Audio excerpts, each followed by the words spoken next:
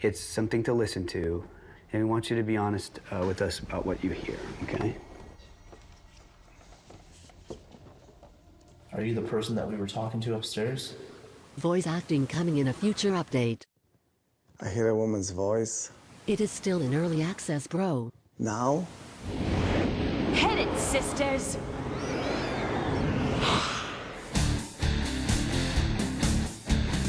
I'm gonna cast a spell on you. You're gonna do what I want you to. Mix it up here in my little bowl. Say a few words and you lose control. I'm a hex girl, and I'm gonna put a spell on you. Gonna put a spell on you. I'm a hex girl, and I'm gonna put a spell on you. Put a spell on you.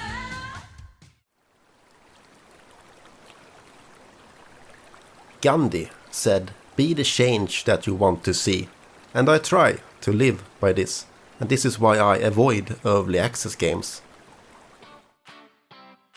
Principles are made to be broken, however, and when your friends want to buy the latest multiplayer Twitch bait early access scam, then you simply have to swallow your pride and buy it. Phasmophobia is the latest such game that I have played, and it checks all the boxes.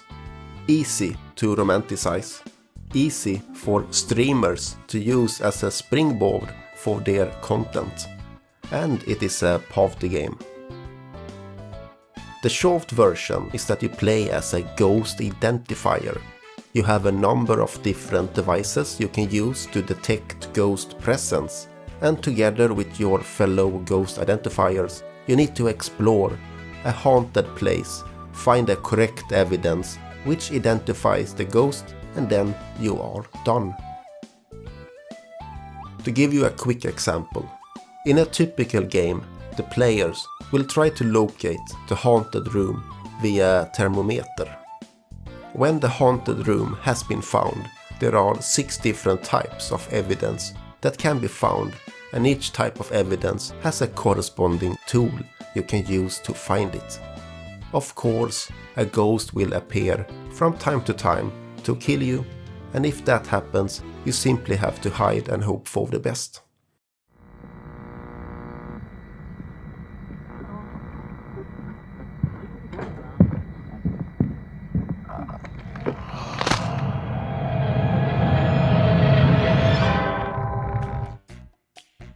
This sounds like a decent idea for a party game. It sounds kind of lame that you only get to identify the ghost and not actually remove them, but it is still a neat idea. The problem is, of course, that it is not a finished product. Like most early access games, it dangles a dream in front of your eyes while delivering very little. I don't know how this game will look in the future, but I do know what it is today and what I paid for it, and that is what I will review. I will describe the state of this game as being in the proof of concept state. In a reasonable world, this would be shown to a publisher or an internal decision group to then get the go-ahead, and then more people will be brought in and a proper game would be made. But that is not what happened. So what is wrong with it? Well, in terms of the presentation, the ambient sound is okay and the environments are passable, at least in the smaller maps. The larger ones suffer from the copy-paste syndrome.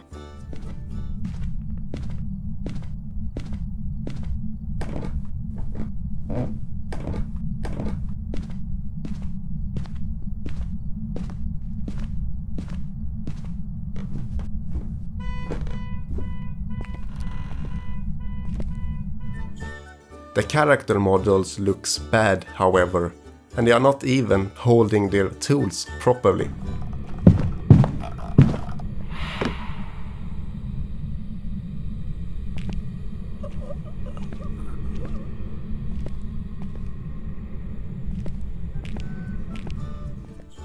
The animations looks awful and feels janky. The ghosts are also a big letdown as well. They have unique appearances, but they look janky and they don't have unique kill animations. No matter the ghost, you get these hands across your screen and it doesn't make any sense. The ghosts are also supposed to be able to talk to you, but they do it with this funny robot voice. I guess that they don't have enough money to hire voice actors. It is all obvious placeholder stuff, and it isn't impressive at all.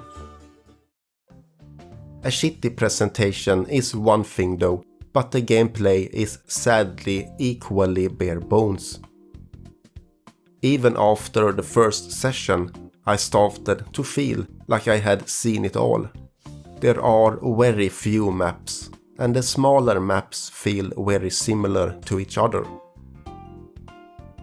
On paper, there are many different kinds of ghosts, but it doesn't really impact the gameplay that much. It is almost like it is a lot easier to buy a bunch of models from the asset store than it is to actually integrate them into the gameplay. Really makes you think. At the end of the day, there are only 6 different types of evidence. You will find the haunted room, deploy the proper tools, get the evidence and then get out. There is just very little here in terms of gameplay, and the evidence gathering is very bare bones as well, and not very fun. 3 out of the 6 evidence is just walking around with the correct sensor. The spirit box is just getting the ghost to say something random when you have the sensor up. The ghost orbs is just you leaving a camera and hoping that you will see some waved orbs in the footage. And ghost writing is just you leaving a book and seeing if the ghost will write something random in it. Yes, depending on the ghost you will see different types of evidence, and the frequency of the ghost attacks will differ, but it is still mostly the same experience, and to me and to my friends it grew boring very fast.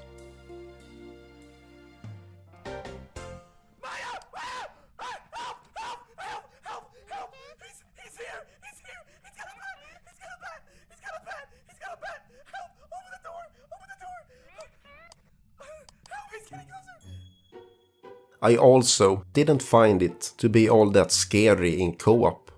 I am no macho man.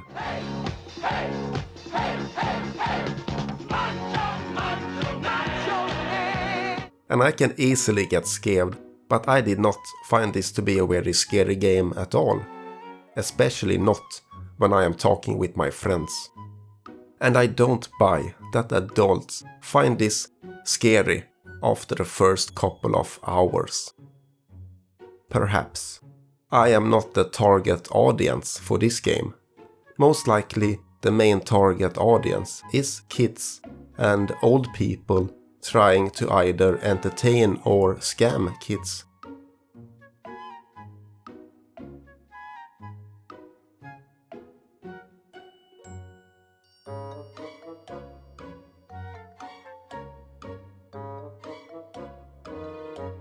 I don't want to be the guy that kicks the door in and tells people to not have fun, but to me, it is clear that this is one of those games which is very easy to romanticize and sell people a dream.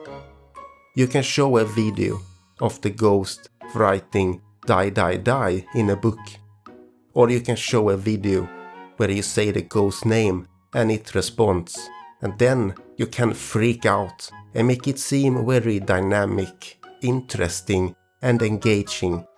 But there is nothing here.